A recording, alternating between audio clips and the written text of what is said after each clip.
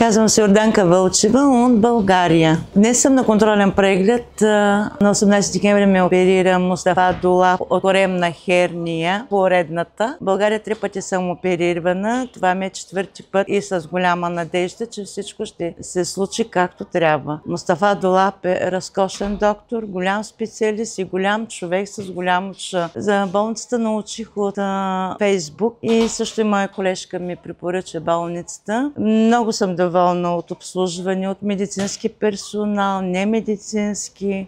Благодаря на преводачките, на Геонар, на Фатмата и най-много на Мустафа Дулап, който направи всичко, което може да се направи по операцията ми и се чувствам прекрасно. Сега бях на контролен и ме успокои, че всичко е наред и няма да се наложи занапред да правя операции. Много благодаря и на целия персонал на болницата. Болницата е уникална. Хигиена, човечност, внимание, професионализъм, всичко.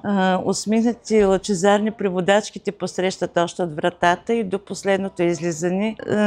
Разкошни са. Препоръчвам на всеки, който има нужда, да дойде в болница Чарловатан. Тук са божествени хората. Професионализъм, пак казвам, учтивост и гледат на теб като човек. Много благодаря на всички от сърце.